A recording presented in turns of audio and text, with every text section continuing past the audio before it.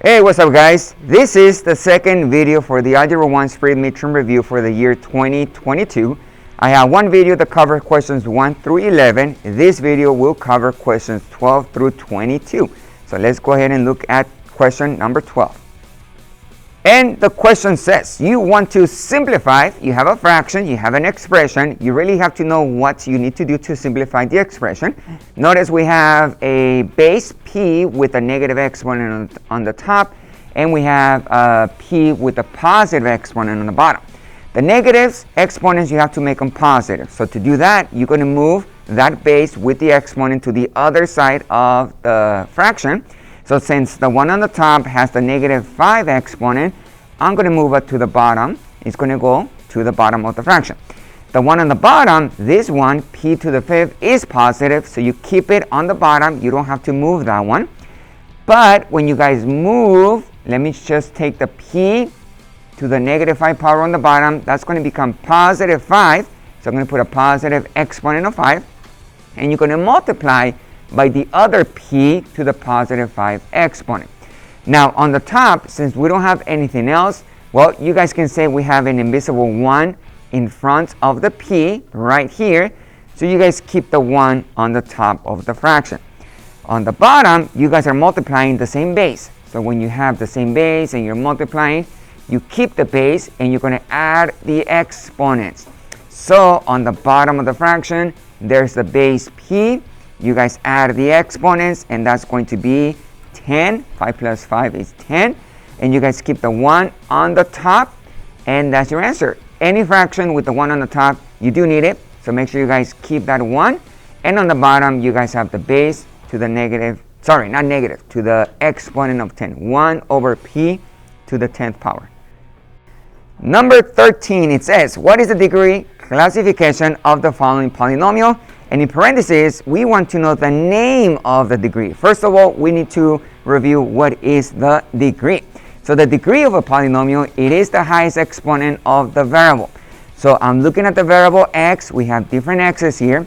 So the highest exponent is the 4.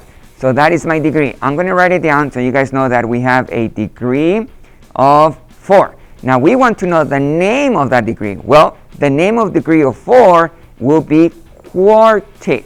So that is the name, quartic. I'm going to review with you guys other degrees so you guys remember the names, because we can also have a polynomial with a degree of 3. So I'm going to put a 3 right there. If you guys have a degree of 3, the name is cubic. If you guys have a degree of 2, the name is quadratic. If you guys have a degree of 1, it's linear. All right, so you guys have those names, and I'll give you guys one more. If you guys have a degree of 5, so let's say a high degree of 5, that will be quintic. So the name quintic will be degree of 5. So you guys have to remember the names, you look for the degree, and depending on the degree, you guys will use the name for the polynomial. Number 14, it says to simplify. You guys have polynomials, and you really need to know what you need to do with the polynomials. So we do have a trinomial in the first parenthesis, 5x squared plus 11x minus 4. There's a minus in between the two parentheses, and in the second parenthesis, you guys have another trinomial, x squared minus 7x plus 3. You guys are subtracting because there's a minus in between the parentheses. So when you guys subtract, you guys need to distribute the negative first to the second parenthesis. So I'm going to do that right now. This negative, you multiply by the x squared, that'll be negative x squared. The negative times the negative 7x, that'll be a positive 7x. And the negative times the positive 3, that'll be a negative 3. So remember that you guys are subtracting the polynomials, but you guys need to distribute the negative first. The other parentheses, the other polynomial, the first one, there's nothing outside the parentheses, so you're not going to do anything to that polynomial. You just bring it down. Don't change the signs. Copy down the polynomial. So I'm going to do that right now. Same thing as what's inside of the parentheses. Once you guys have everything here, after you distribute the negative, you will combine like terms. So you start with the highest exponent. The x squared is the highest exponent. So I have 5x squared, and I have the minus 1x squared. That will be positive 4. You guys are combining x squared. Notice I keep the same exponents because I'm combining. I'm not multiplying. I am just combining like terms. So you keep the same exponents of the variable. Then I go to the x. So for the x, I have 11x positive and a positive 7x. That's going to be a positive 18x. And the last one will be your constants. And the constants, we have a negative 4 and a negative 3. You guys combine, they'll be negative 7. That is my answer. 4x squared plus 18x minus 7. For 15, number 15, it says simplify again. So you really need to understand what you guys need to do. We have two polynomials, and look in the middle. We are adding plus. There's a plus in the middle. So you guys need to add the two polynomials. All you have to do when you're adding polynomials, combine like terms. You don't have to distribute the plus because that's not going to change any of the signs. So you just combine like terms. You always start with the highest exponent. So I do have the 7x squared right here. And I'm going to combine with the positive 2x squared over here. And I'm looking at the two different polynomials. So that's going to be 9x squared. 7 plus 2 is 9. And keep the same exponents. Then you guys are going to go to the x. So we do have the positive 2x and the positive 4x. So that's going to be a positive 6x. And the last one will be your constants. So we have the negative 4 and the positive 11. You guys are combining like terms. Negative 4 plus 11 will be positive 7. So my answer is 9x squared plus 6x plus 7.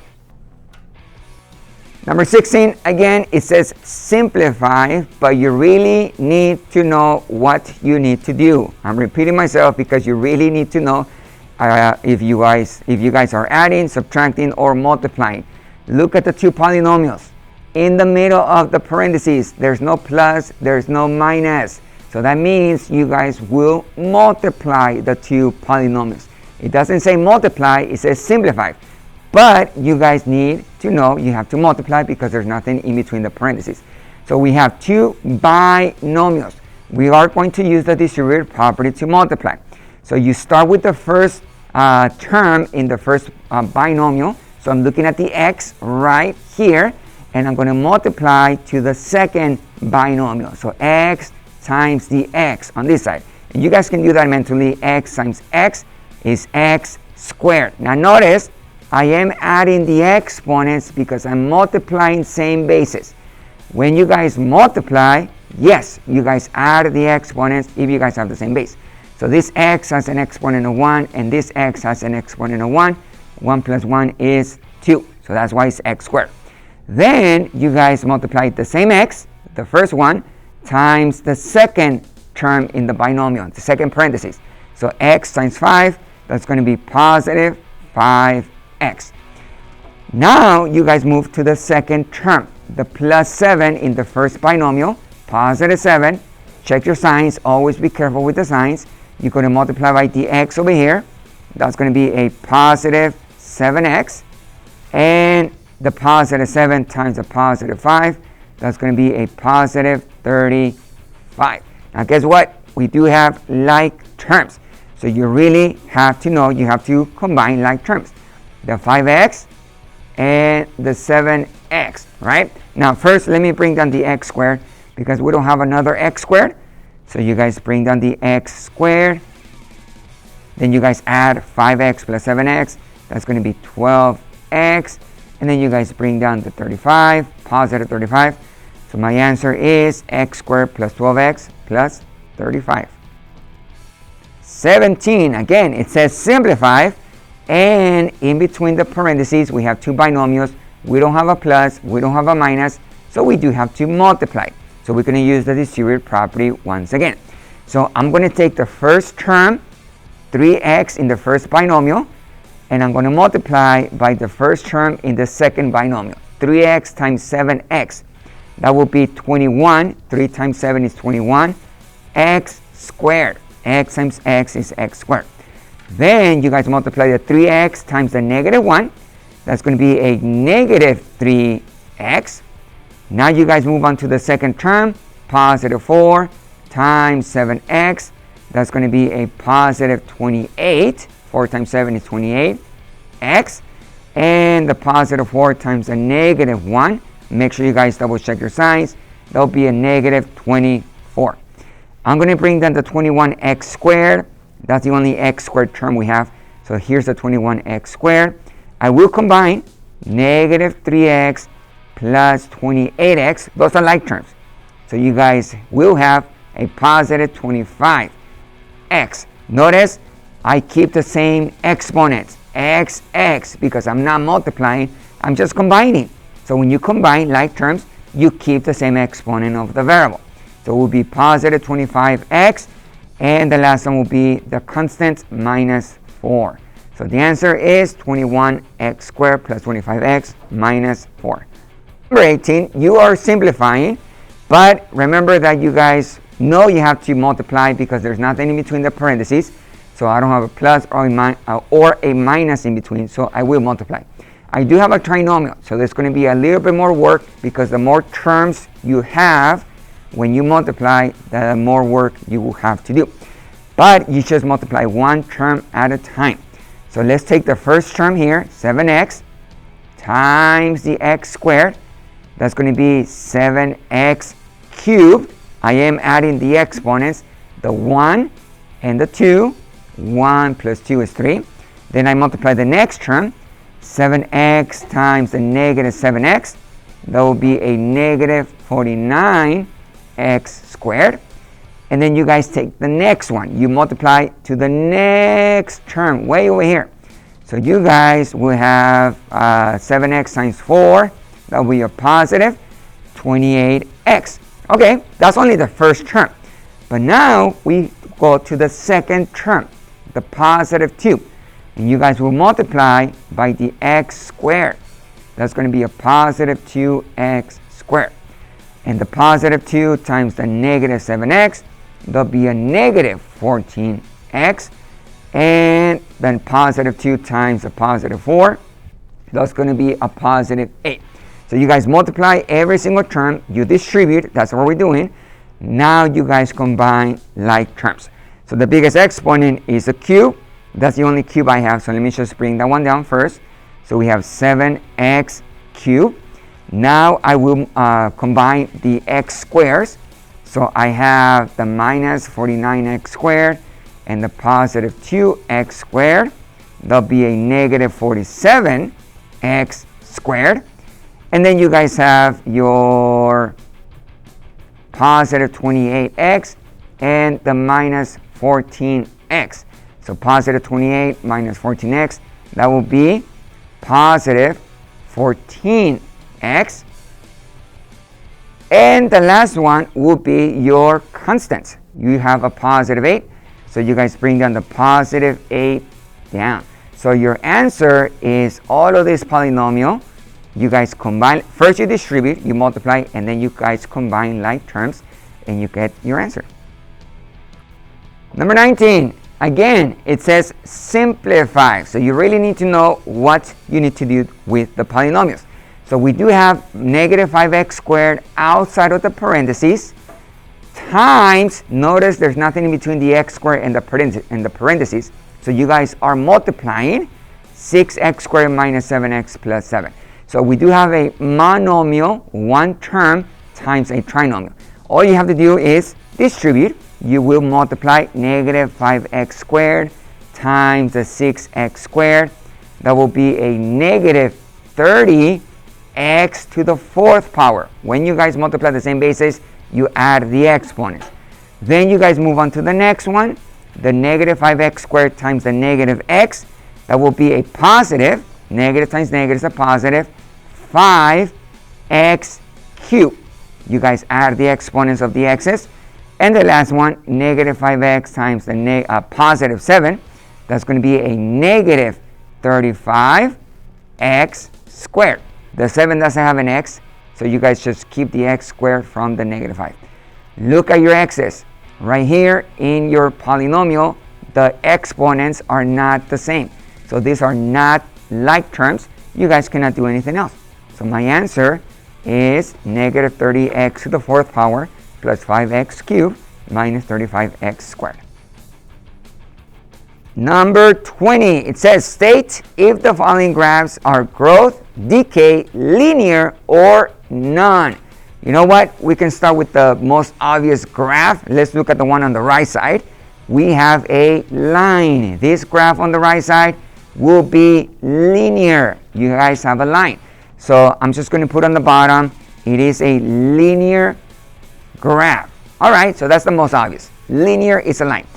The next two, the one on the left side and the one on the right side, is not a line. First of all, they're curves, right? So you guys need to understand what is happening to the curve. Let's look at the one on the left side first. When you guys read a graph, when you guys look at a graph, you always scan or read the graph from left to right. So you start on the left side. Look over here. I'm going to start with the graph on the left side. Then I move to the right. I notice I have to go up. Once I go up from left to right, that's going to be exponential growth. So this is an exponential function, but it is an exponential growth because it goes up. It's increasing. So I'm going to put the name here, exponential growth. Exponential, and we have growth. Okay, so this is exponential growth. So the one in the middle, well, you guys can figure this out. From left to right, I have to start up here on the left side of the graph, and I go down, and it is a curve, it's not a line. So this is an exponential function, but it is exponential decay because it goes down from left to right. So let me write that down. It is an exponential decay. Decay means decreasing. So you guys will need to say decay for the one in the middle. That's all you need to know. You need to know what type of graphs you guys have. So we have exponential growth, exponential decay, and the line is linear. Number 21, you guys need to graph the function, and the function or the equation is y equals 1/2 to the x power minus 3. So this number, the 1/2, has an exponent of x. When the x is an exponent, your function is an exponential function. The only thing we need to know is if it is exponential growth or exponential decay. So you guys are going to look at the base. The base is the number with the exponent, and that is 1/2. So right now, my base is less than 1. So when it's less than 1, we say is decay. So we know the graph is going to go down from left to right. So the base, when it's less than 1, mathematically we say is between 0 and 1. It is going to be exponential decay. So what do we need? We need to find the asymptote for the graph. So when you guys look at the asymptote, remember that that is a line the graph will never touch. So your asymptote is going to be y equals your k value. The k value is the constant after the exponent, the one at the end. So right now we have a minus 3 or negative 3. That is your k value. So y equals negative 3 is the asymptote. So on the y-axis, you guys are going to go to the negative 3. You guys make your asymptote like this, just like that. And you guys know, you need to know, the graph will never touch that line. The next step is you guys need to find the points from the origin. So the origin, 0, 0, you guys need to find 2 points. The first point is going to be 0, 1, and the second point is going to be 1 and your base. Now remember, the base is 1/2. Right over here in that function, my base is 1/2. So my second point will be 1 and 1/2. I'm going to plot the points. 0, 1 is here, and 1 and 1/2 is right there. And again, this is from the origin. Remember, 0, 1, you go up 1, and then you go 1. The second point is 1 to the right and 1/2 up. Do not connect those points because your k value tells you you have to move the points 3 steps down because it's negative. If the k is positive, you go up. But right now it's negative. So you're going to translate the points. You will move the points 3 steps down. So this one, the first point, you guys go down 1, 2, 3 steps. So you guys will make a new point right here. And the second point, you got to be careful because you are in the middle. You guys are in halfway. So when you go down, this is 1 step, 2 steps, 3 steps. So you guys will make a new point right here. You guys will connect the new set of points. Now remember the shape. It is exponential decay.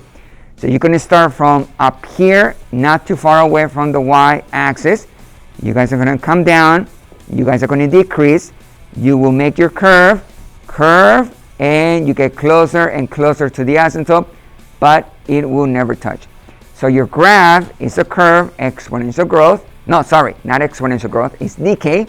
It's going down, exponential decay, and it will never touch the asymptote. Number 22, last question for this midterm review. We have a function, any question, y equals 2 to the x power plus 1. Notice the x is an exponent, so that means we have an exponential function. The base, look at the number with the exponent, is 2. Here, my base is bigger than 1. It's greater than 1. So that means that we have an exponential growth. So my graph is going to be increasing from left to right. We're going to find our asymptote. So the asymptote will be your k value. Y equals, and the k value is positive 1. So that means you are going to move the graph 1 step up.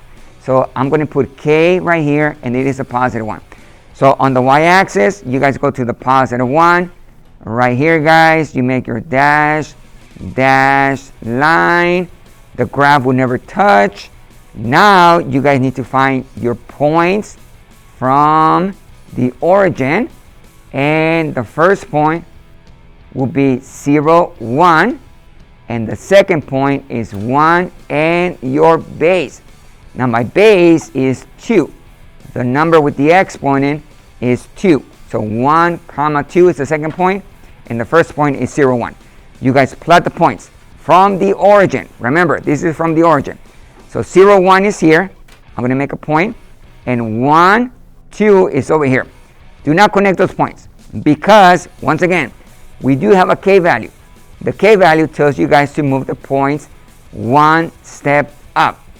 So you guys, first point will move the point 1 step up.